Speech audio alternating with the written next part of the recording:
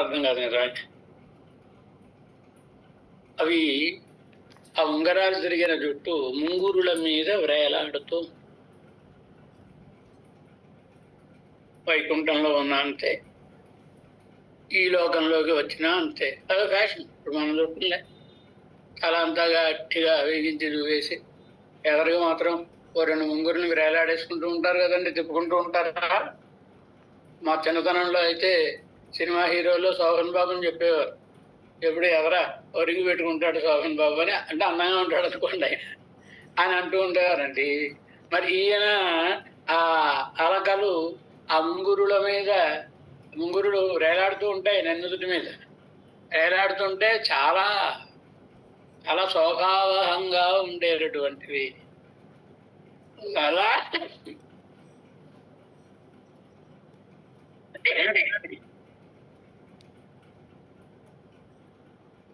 లలాట పర్యంత విలంబితాలక, అదేదో ఆయన కృతకంగా వేలాడ వేసుకున్నటువంటి ముంగురులు కావవి.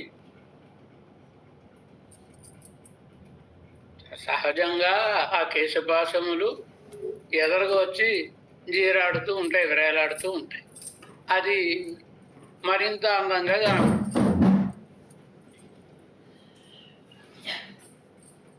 భీష్మాచార్యుడు శ్రీకృష్ణ భగవానుని దర్శించినప్పుడు అంపశయ్య మీద ఉన్నాడు ఆయన. శ్రీకృష్ణ భగవానుడు ఇక ఆయన తను చాలించే సమయం ఆసన్నమైందని వెళ్ళాడు చూడ్డానికి. మనకి శ్రీమద్భాగవతంలో ప్రథమ స్కంధంలో హయరింకాముఖధూళి ధూసర పరిన్యస్తాల గోపేతమై, రథాన్ని నడుపుతున్నాడు స్వామి. రథాన్ని నడిపేటప్పుడు అయ్యో గర్రాలు ఏం తినగా మన కార్లోగా పెడతాయా, చెంగు చెంగుని పెడుతూ ఉంటాయి కదండి. పెడుతుంటే ఆ జుట్టు ముడి వీడి ఆ ముంగురులు ఈ ఎదరకు వ్రేలాడుతూ ఉంటాయి. ఇది ఎప్పుడు ఉండే ఇప్పుడు ఆడవందారులు అనుగ్రహించిన సౌందర్యం, భీష్ముడు వర్ణించిన సౌందర్యం అట్టిది. ఇది అప్రాకృతమైన లోకంలో ఉండే పరమాత్మ యొక్క ముంగురుల సౌందర్యాన్ని వర్ణించారు ఆడవందారు. భీష్మాచార్యుడు ప్రాకృతమైన ఈ లోకంలో యుద్ధరంగంలో రథాన్ని నడుపుతున్నప్పుడు ఏమవుతుంది? హయ రింఖా ముఖ ధూళి ధూసర పరిన్యస్తా గోపేతమై, ఆ గుర్రాలను వేగంగా నడుపుతూ ఉంటే ఆ గుర్రాలు పరిగెత్తినప్పుడు ఆ గిట్టలతో మట్టిని పైకి ఎత్తుతూ జిమ్ముతూ ఉంటాయి. అలా జిమ్మినప్పుడు ఆ ధూళి ఈ ముంగురుల మీద పడుతుంది. పరమాత్మ తిరుముఖ మండలం నల్లగా ఉంటుంది, కానీ కేశములు ఎలా ఉన్నాయి? ఎర్రగా ఉన్నాయి.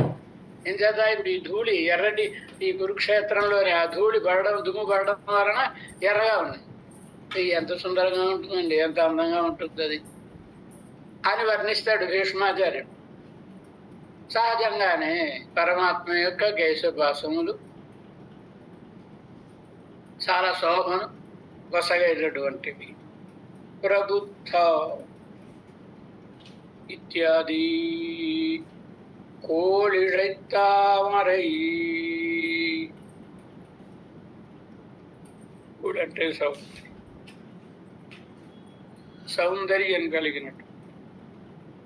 తామర పద్మం ఎలా ఉంటుందో పరమాత్మ తిరుముఖ మండలం అట్లా ఉంటుంది అనే రీతిగా திருமுகத்தின் அவயவ సౌందర్యத்தினுடைய சேர்த்தியை అనుభవిక్கிறாరు.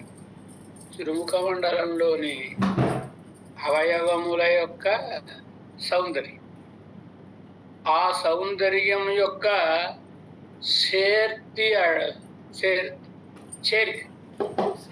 చేరిక అంటే అర్థం ఏంటి? సాధారణంగా మనం కూడా చాలా మందిని లోకంలో చూస్తూ ఉంటాం.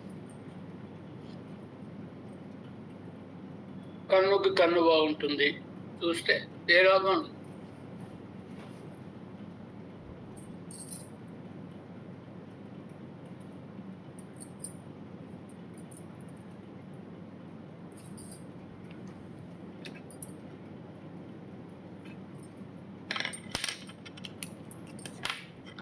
దానికి ఉండే చేరిక సౌందర్యం దానిని అలా ఆ చేరికను అనుభవిస్తున్నాం. ప్రబుద్ధ ఆశ్రిత సంశ్లేషద్దాలే వికసితమాయిరుక్కై.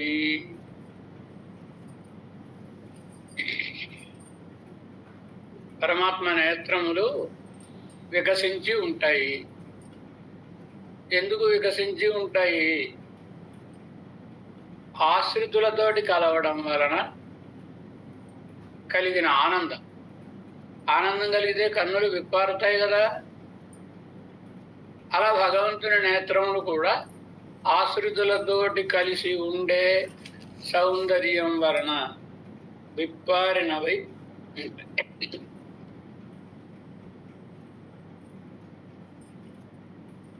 ముగ్ధ. మరీ కళ్ళు రెండు బాగా తెరిచేసుకుని చూశాడు అనుకోండి, మనం తట్టుకోలేం. ఆ సౌందర్య రస ప్రవాహాన్ని చిరిదే ఎమ్మెల్యావు. గోదాదేవి ప్రార్థిస్తుందిగా, కొంచెం కొంచెంగా మా మీదకు బరపింపుమయ్యా. ఒక్కసారి కాకుండా దాన్ని కింకిణివాయిచ్చైద తామரை பூ போலே அங்கனிரண்டும் கொண்டு. కింకిణి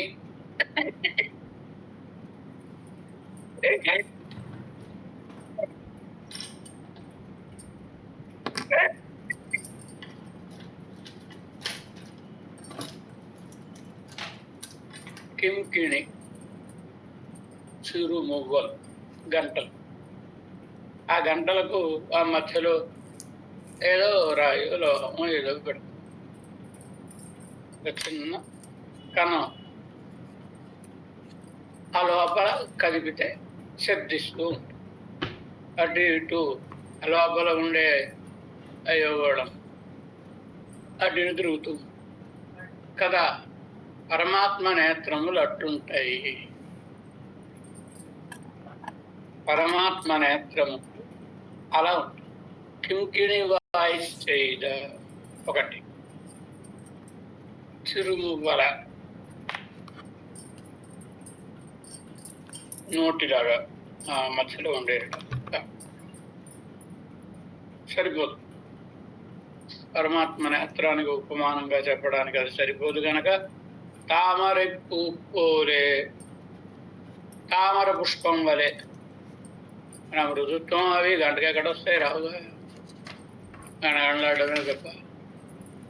తామర పూలే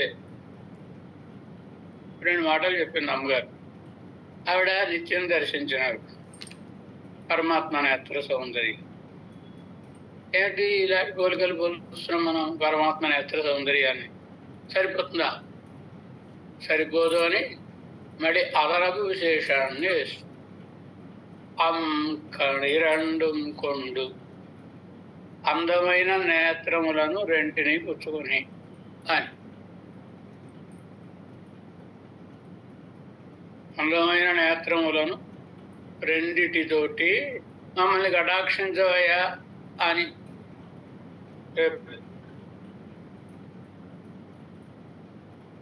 చాతుర్మాస్యం వస్తుంది కదా.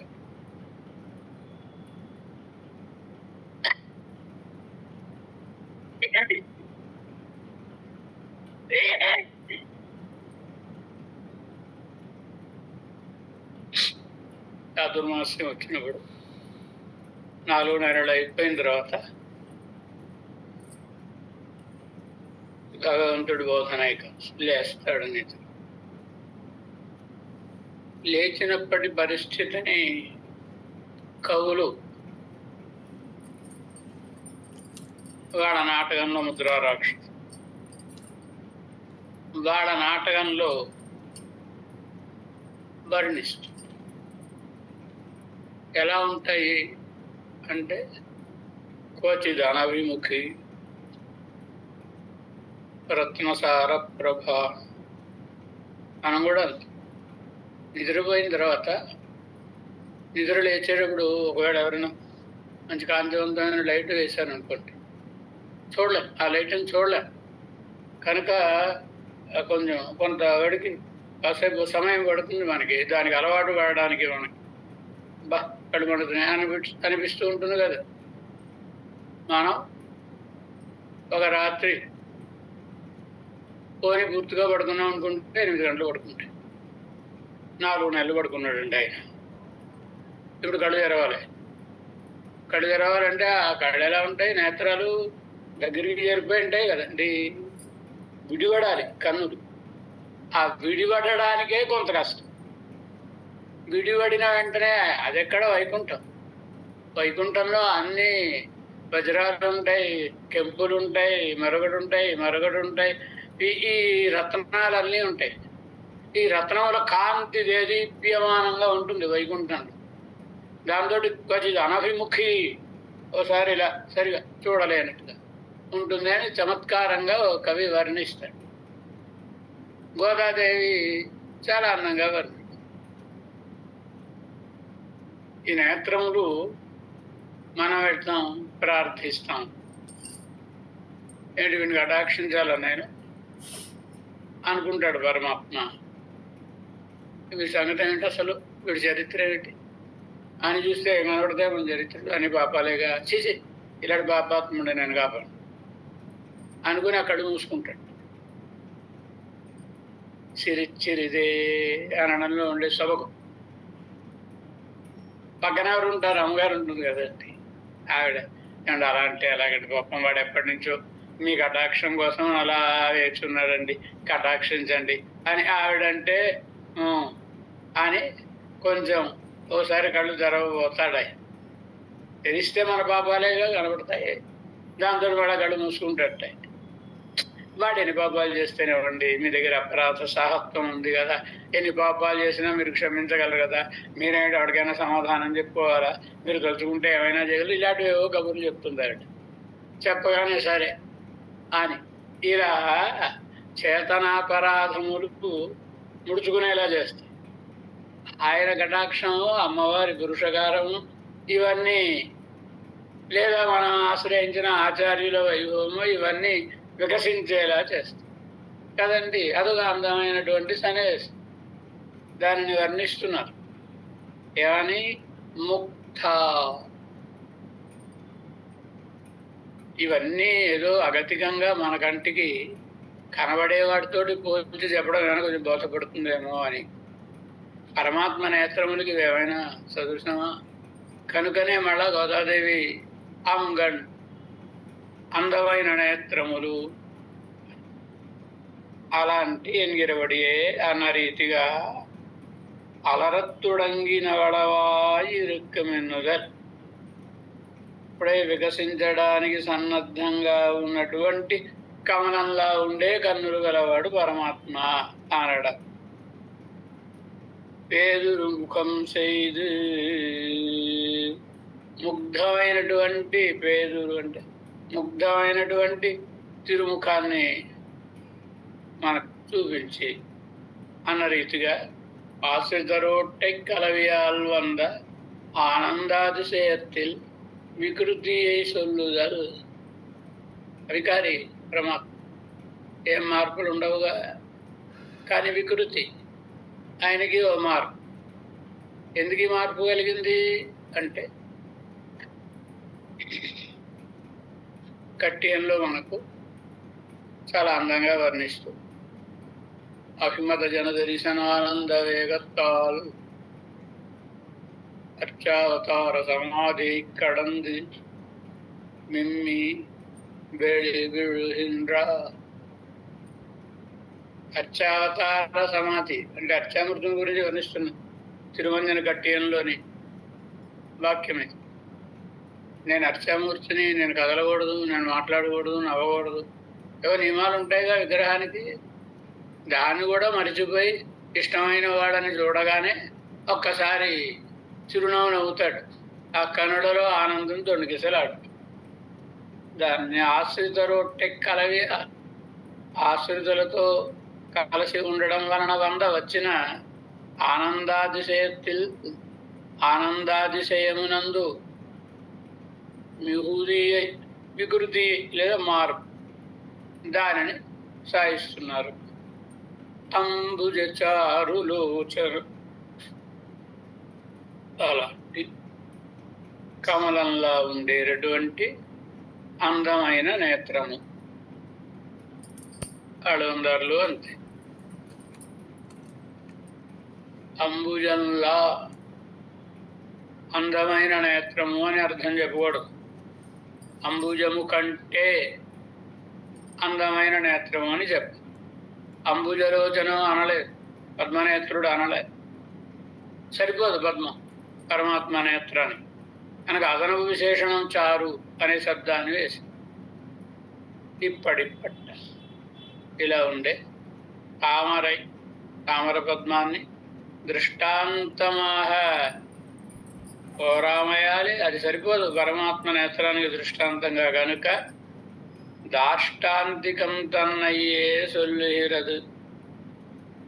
దాష్టాంతికం నేత్రం, వాటినే చారులోచనం అని సౌందర్యం కలిగినటువంటి నేత్రములు అని సాయిస్తున్నారు. తత్పుండరీకనయన విష్ణో ద్రక్ష్యామ్యహం ముఖం. శ్రీమద్భాగవతంలో అద్భుతమైన సన్నివేశం. ఉద్ధవుడు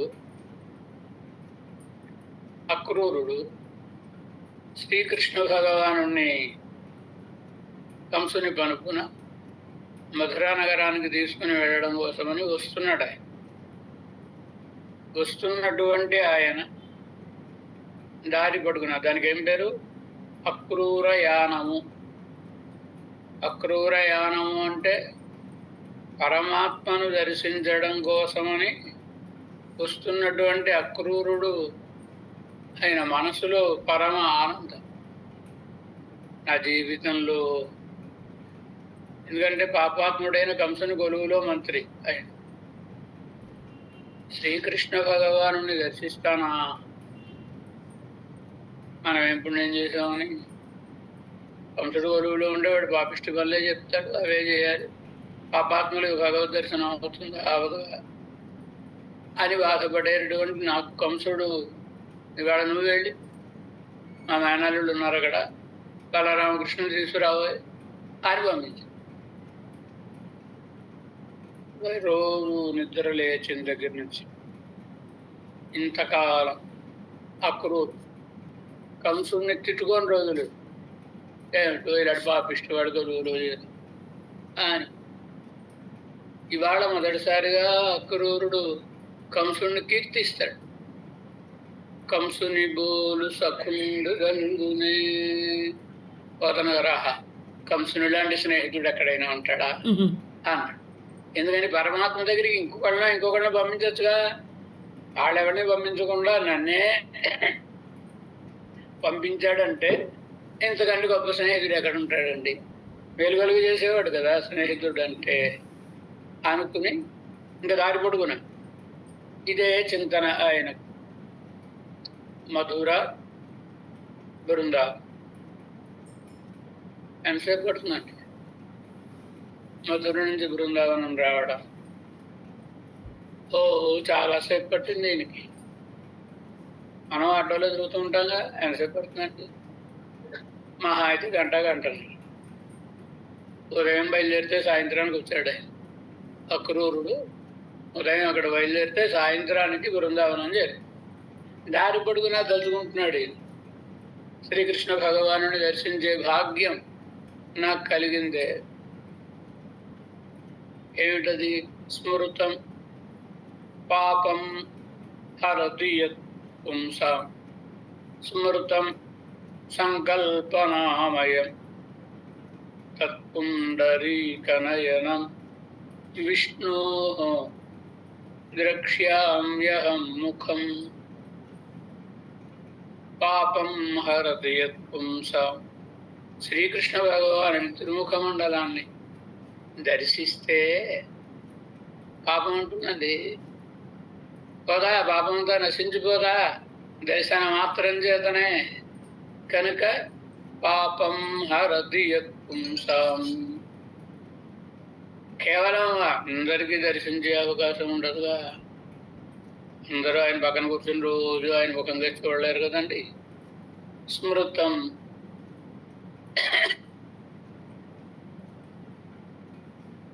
సంకల్పనామయం. స్మరించుకుంటే చాలు. స్మరించుకుంటేనే పాపాలన్నీ పోతాయి. ఈయన తిరుముఖ మండలాన్ని ఒకసారి శుభాశ్రయం అని పేరు కదండి తిరుమల దివ్యమంగళ విగ్రహానికి. కనుక ఆ దివ్యమంగళ విగ్రహాన్ని మనసులో భావన చేసినంత మాత్రం చేతనే పాపములన్నీ పోతాయి అన్నప్పుడు చూడడానికి ఎంత భాగ్యం.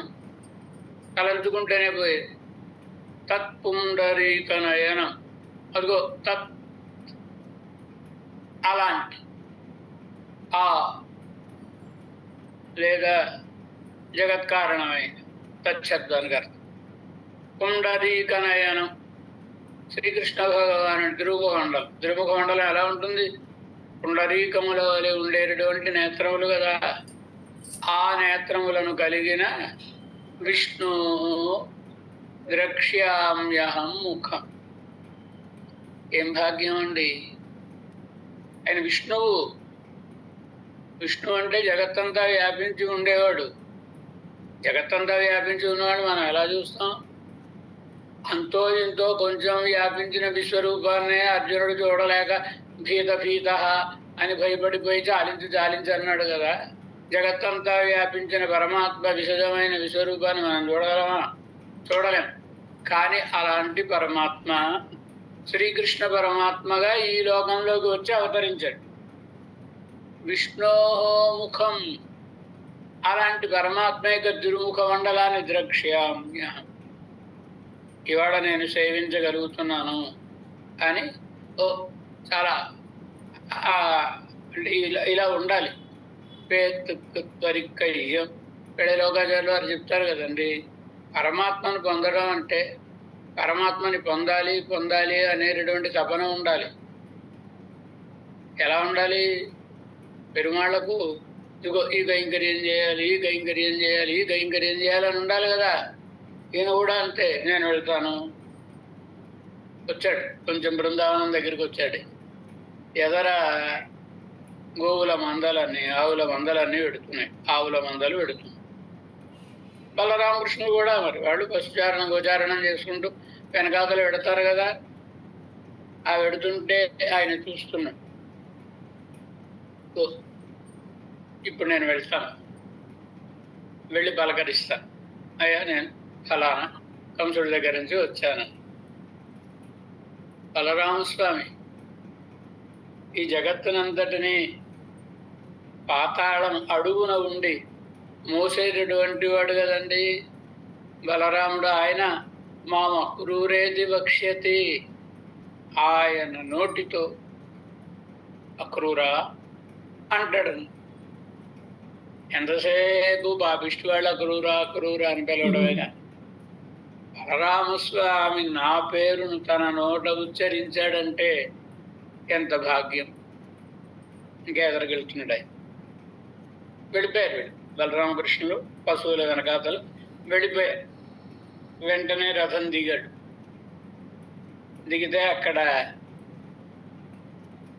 అహో అంఘ్రిరజాంస్యమూని ప్రభో అంఘ్రిరజాంస్యమూని. అక్కడ శ్రీకృష్ణ భగవాను వాళ్ళు చెప్పులు తొడుకోరు కదండి గోవుల వెనకాతలు వెళ్ళినప్పుడు. కనుక ఆయన పెడుతుంటే ఆయన పాదముల అడుగుల జాడలు అక్కడ కనపడుతున్నాయి. ఒక్కసారి రసం దిగి వాటి మీద దొర్లి వాటిని ఒంటిగా అంటించుకొని పరమాత్మ యొక్క పాద రేణువులు అంట. ఇది మనకందరికీ ఉండాల్సింది. ఏదో తిరువారాధన చేస్తున్నావా అంటే చేస్తున్నాం. ఎంత తొందరగా అయిపోతుందా కాదు. రేపేం చేయాలి? పెరుమాళ్ళకి రేపేం కైంకర్యం చేయాలి? ఆ కైంకర్యాన్ని ఎంత అందంగా చేయాలి? పెరుమాళ్ళకి నైవేద్యం రోజు 7% ఆయనకి 6 రోజులని మనకి. ఏదో ముక్కుబడికి అన్నం ఒకటి వండేసి, సాదం ఒకటి వండేసి, వేస్తే వేస్తామో లేదో లేదు నేతి చుక్క దాని మీద వేసి, ఇంకా కొంచెం భక్తి కలిగిన వాళ్ళైతే ఇంత బెల్ల ముక్క పడేసి, పెరుమాళ్ళకి నైవేద్యం పెట్టేసి, ఆ తర్వాత తీరితే వీళ్ళకి కావాల్సినవన్నీ చేసుకుని తింటాం. అలా కాదుగా, పెరుమాళ్ళకి నేను ఏం చేయాలి అనే ఆతురత ఉండాలి. ఇది అక్రూరులో కనబడుతుంది కనుక అక్రూర యానం అంటే తప్పకుండా ఎలా అయితే ముక్తపురుషుడు శరీరాన్ని విడిచిపెట్టిన తర్వాత పరమాత్మ సన్నిధానానికి అర్చిరాది మార్గంలో వెళ్ళేటప్పుడు పరమ ఆనందజనకంగా వెళతాడు, అంత ఆనందంగానూ ఉండాలి. దేవాలయానికి వెళ్ళేటప్పుడే కానివ్వండి, తిరువారాధన మందిరానికి వెళ్ళేటప్పుడే కానివ్వండి, ఇన్ని ఆలోచనలతో మన జీవితాన్ని గడప. ఇది అక్రూరుడు నేర్పుతాడు. ఏమంటాడు ఆయన? తిరుముఖ మండలాన్ని వర్ణిస్తాడు. ఏమని? పాపములనన్నిటినీ నశింపజేసేటటువంటి తిరుముఖ మండలము అన్నాడు కదండి. సవిభ్రమభ్రూలతం, విలాసంతో కూడినటువంటి ఒక లత, కొంచెం మచ్చిగా వంగి అటు ఇటు వ్యాపించి ఉన్న ఒక లత ఎలా ఉంటుందో పరమాత్మ కనుబొమల అలా మన్యశీర్మదన కరుపుచ్చెలగు ఎలా ఉంటుందా పరమాత్మ యొక్క ఆ భ్రూలత. మదనుడు మన్మథుడు బాణాలు వేస్తూ ఉంటాడు కదా. ఎవరైనా చెరుకు వింటి వేలు, చెరుకు కూడా ఆయన ధనుస్సు, దానిలో బాణాలు సంధించి వేస్తే ఎలాంటి వాళ్ళైనా వశీకృతులు కావలసిందేగా. పరమాత్మ కనుబొమ్మలు మన్మథుడి విల్లులో ఉంటాయి. ఆయన ఒకసారి చూస్తే ఆ కనుబొమ్మలను ఎత్తి ఒక్కసారి పలకరించడం మాట్లాడక్కర్లేదు, కటాక్షిస్తే ఎలాంటి వాళ్ళైనా ఆకర్షితులు కావలసిందే. ఆయన అలా ఉండేని గిరబడియే ఆకర్షకము, ఆకర్షించేటటువంటిది. ఆశ్రుతర్పక్కల్ ఆదరమెల్లాం దోత్తుంబడి, ఆశ్రుతుల పట్ల ఆదరమంతా తోచే రీతిగా సెరిందిరుక్కం పరువత్తై ఉడయ ఉన్నై, అలా వ్యాపించి ఉండేటటువంటి పరువమును కలిగినటువంటి నిన్ను ఏమంటారు?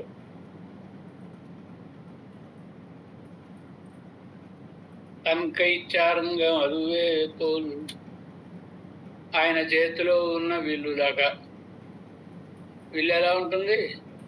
కొంచెం వంగు ఉంటుంది, నిన్న నిటారుగా ఏం కదగా, వంగు ఉంటుంది కదా ఆ మధ్యలో అటు ఇటు. కనుబొమ్మలు కూడా అలాగే ఉంటాయి. అలా ఉండేటటువంటి కనుబొమ్మలు. ఇంకా ఉజ్వలాధరం, బాగా నీటుగా కనబడేటటువంటి అధరం. వాళ్యదు కనిఫూల్, బాగా పండినటువంటి దొండ పండులాగా.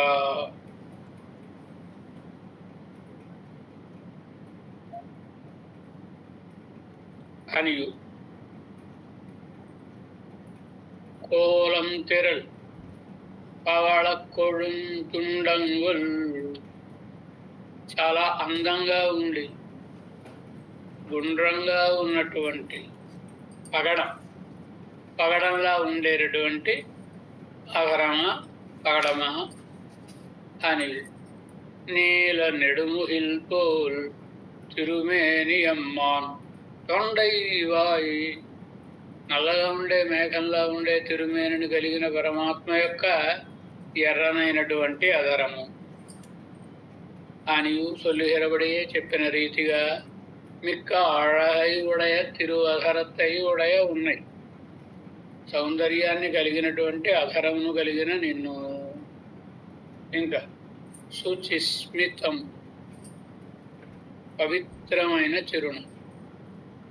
పవళచెందువర్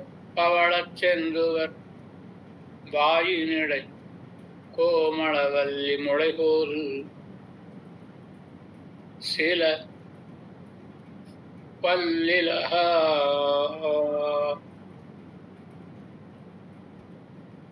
భగవంతుని యొక్క పెదవి. అది ఎలా ఉంటుంది? పవళచెందు వాయినిడై ప్రవాళంలాగా పగడంలా ఉండేటటువంటి నోటి దగ్గర కోమళ వల్లి ముడైపు ఒక లత మొలిస్తే ఎలా ఉంటుందో ముక్కు నాసికను అలా ఉండేటటువంటి ఇది మొగదొడిగినట్టుగా ఉండేటటువంటి నాసిక తనం. 2 మొగలు చూస్తే ఎలా ఉంటుందో ఒక లత అలా ఉండేటటువంటిది. ఇంకా கோமலகண்டம் அனுபவிப்பார்க்கு ஆகர்ஷகமாய் సుకుమారమైన గండస్థలத்தை ఉడయ ఉన్నాయి. గండస్థలం కోమలంగా అనుభవించేటటువంటి వాళ్ళకి ఆనందజనకంగా ఉండేది. ఉన్నసం నాసిక ఎలా ఉంటుంది? మట్టు ఎర్కற்பహత్తిన్ వల్లియో కొరుందో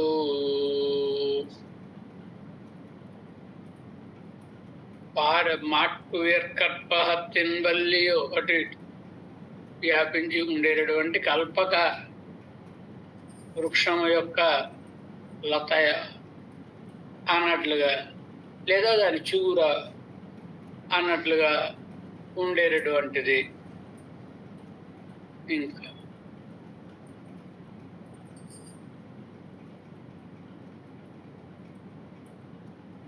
సగ్రదు ఎంజరదు వెళ్ళిపోయాను.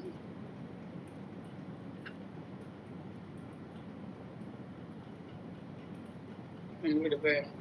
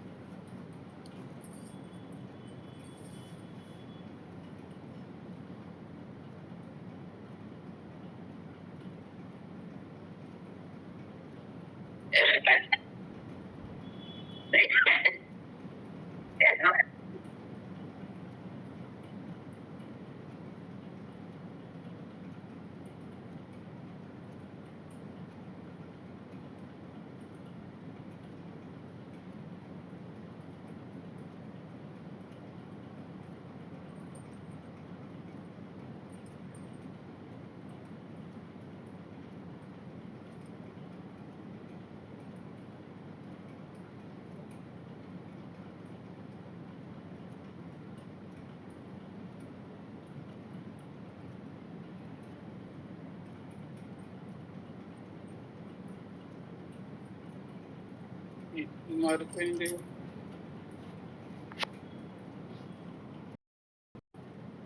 ఉండ్రంగా తిరిగి తిరిగి ఉంగరాలు తిరిగి తిరిగి ఉండి ముఖం మీద జీరాడుతున్నటువంటి కేశములతో కూడిన తిరుముఖ మండలం అని సొల్లుహెరబడియే చెప్పిన రీతిగా తిరునెత్తిరే వర కేశం ఇలాగా అలా ఎరిగిర తిరుక్కూడలై వెనక అలివేసిందనుకోండి, అలా కొంచెం కెరటాలు తరంగలిస్తున్నట్లుగా ఆ కేశములు కూడా అలా నాట్యం చేస్తూ ఉంటాయి. అలా ఉన్నటువంటి నిన్ను, అలాంటి తిరుముఖ మండలాన్ని కలిగిన నిండు பின்பு அம்சவிளம்பியாய் ముందు లలాట పర్యంతమాయి ఇరుక్కిరబడి వెనకాతల భుజాల దాకా వేలాడుతూ ఉంటాయి. ఎదర తిరుముఖ మండలం నుదురు మీదకి వేలాడుతూ ఉంటాయి కేశములు అనం. అలా ఉండేటటువంటి తిరుముఖ మండలాన్ని కలిగిన నిన్ను ప్రేమిస్తున్నాను అని అన్వయం.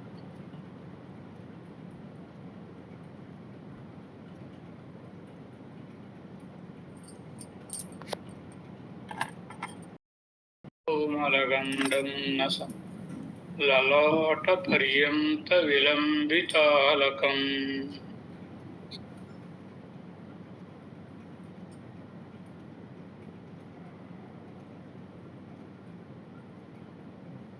ఈ శ్లోకాలు చాలా మధురమైనటువంటి, చెప్పే నాలోపం వల్ల మీకు ఆ రసస్ఫూర్తి కలగకపోతే కలగకపోవచ్చును, కానీ శ్లోకాలు మాత్రం అనుభవిస్తుంటే ఆనందజనకములైనటువంటి శ్లోకములు 600 శ్లోకం చేత ఇలాగే ఉంటాయా శ్లోకాలు అనుకోకండి. అది వాది దౌర్బల్యమా వాద దౌర్బల్యమా అంటే లాయర్లో లోపం ఉంటే కేసు ఓడిపోతారండి. లాలో లోపం కాదు, లాయర్లో లోపం. ఆ చెప్పేవాడిలో లోపం వలన మీకు ఆనందం కలగడం లేదేమో కానీ లేకపోతే చాలా ఆనందజనకమైనటువంటి శ్లోకం. శ్రీ కాంతాయ కళ్యాణ నిశేరసే